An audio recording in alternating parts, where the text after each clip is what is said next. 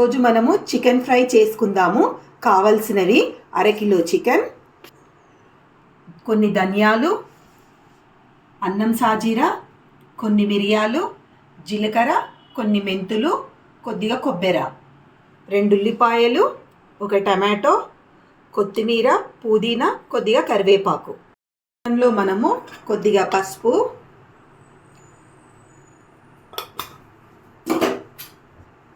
కొద్దిగా అల్లం వెల్లుల్లి పేస్ట్,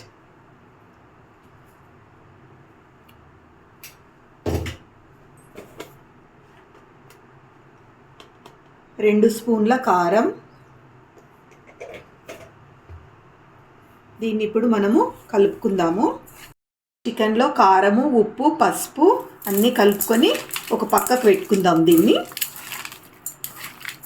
ఇలా కలుపుకొని సైడ్కి పెట్టుకుందాము.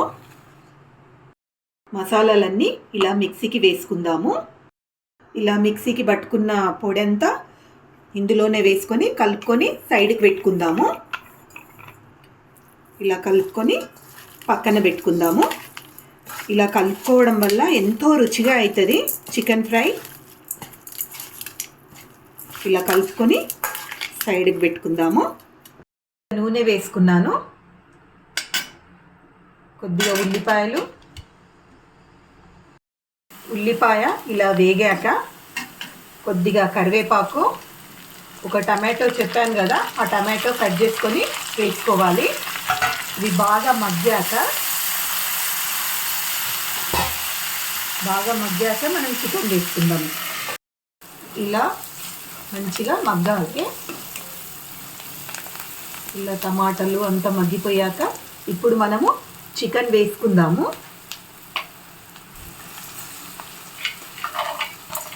చికెన్ అంతా వేసుకొని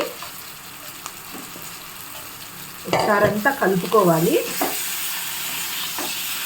ఇలా అంతా కలుపుకోవాలి. కనీసం ఒక 15 నిమిషాలు మనము ఫ్రై చేసుకుందాము. మనం మూత పెట్టుకొని ఒక 15 నిమిషాలు ఫ్రై చేసుకుందాము. మూత తీసి మధ్య మధ్యలో ఇలా కలుపుకుంటుండాలి, లేకపోతే అడుగంటుతుంటుంది. మనం ఇలా మంచిగా కలుపుకోవాలి. ముక్క ఉడికేదాకా ఫ్రై చేసుకుందాము. మళ్ళీ మూత పెట్టుకుందాము. కొద్దిగా వాటర్ వేసుకొని దగ్గరికి అయ్యేంత వరకు మనము ఉడికించుకోవాలి. ఎందుకంటే ముక్క ఉడకాలి కదా, అడుగంటకుండా మొత్తం ఈ గ్రేవీ మొత్తం ఇంకిపోయేంత వరకు మనము ఉడికించుకుందాం. మూత తీసి చూసుకుందాము. ఇది రెడీ అయిపోయింది. ఇలా దగ్గరికి కావాలి, ఇలా ఫ్రై అయిపోవాలి. ఇప్పుడు మనము కొద్దిగా కొత్తిమీర వేసుకుందాము.